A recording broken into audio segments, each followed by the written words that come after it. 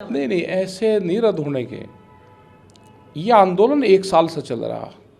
ये आंदोलन खाली 3 बिल पर नहीं है, इसके साथ में एमएसपी भी है, इसके साथ में बिजली अमेंडमेंट बिल भी है, इसके साथ में पुराली भी है। 2 चीज़ों पे पहले बातचीत हो गई थी उनसे। 3 बिल पे इन्होंने अब बात करी। अभी एमएसपी का सवाल रह गया। उसके साथ ही जो 1 साल से घटनाक्रम हुए हैं वो भी इसके साथ फिर जुड़े हैं, उन पर भी बातचीत होगी। 750 किसान हमारे शहीद हुए इस आंदोलन के दौरान। यहाँ पे बहुत पर्चे दर्ज हुए, केस बहुत हुए। लखीमपुर खीरी की घटना हुई। तो ये सारे जो मामले हैं ये उसके साथ में जुड़े हुए हैं। उन पे भारत सरकार बातचीत करें, एमएसपी को गारंटी कानून बनाए, ये इसी आंदोलन का हिस्सा है। ये सारे सवाल हमारे हैं और जब तक टेबल पे नहीं बैठेंगे, जब तक बातचीत नहीं करेंगे तो ये किसान वापसी नहीं जाएगा। ये हमारे सवाल भारत सरकार से है और संयुक्त मोर्चे ने वो चिट्ठी लिखी है।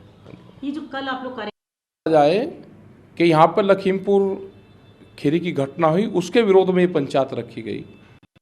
यहाँ पे गन्ने का भुगतान नहीं हो रहा, उसके संबंध में रखी गई। 4000 करोड़ रुपए से ज़्यादा भी बकाया है। गन्ने के रेट नहीं बढ़े, आलू का किसान दुखी है, फसलों की एमएसपी पे खरीद नहीं होती। ये एक बड़ा सवाल उत्तर प्रदेश का है।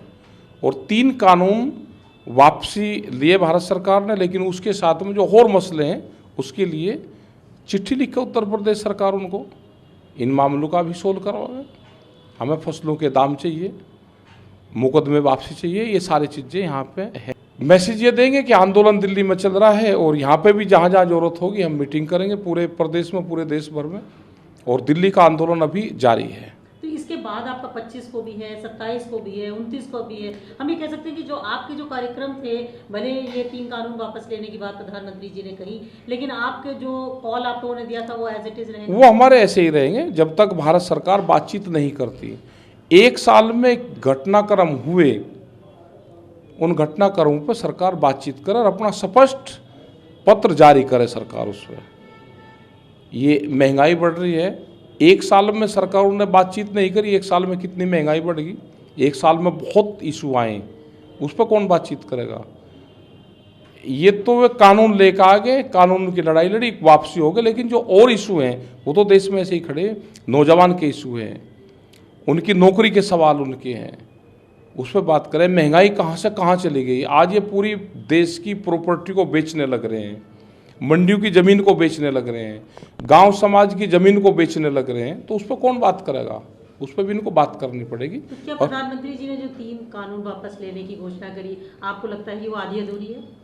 मैं कहा कि 3 कानून से अलग भी बहुत से सवाल हैं देश में, उन सवालों पर कौन बात करेगा। पर उन्होंने तो कहा कि पार्लियामेंट में इसको लेकर के आएंगे, बाकायदा एक बैठक हो रही है जिसमें कहा जा रहा है कि आगे की रणनीति निर्धारित होगी।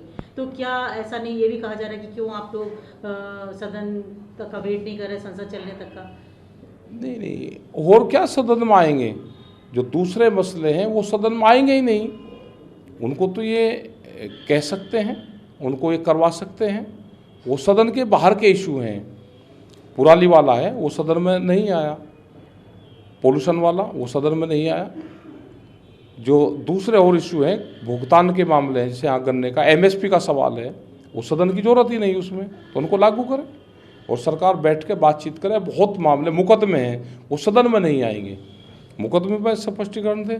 जो 750 किसान शहीद हुए हैं उनके मुआवजे की बात है। आपको लग रहा है कि अभी ये आधी अधूरी बात है, उनको और बाद में क्लैरिटी जरूरी है? बिल्कुल क्लैरिटी करना, जिनकी सदन की जरूरत नहीं है वो बातचीत से समाधान होगा।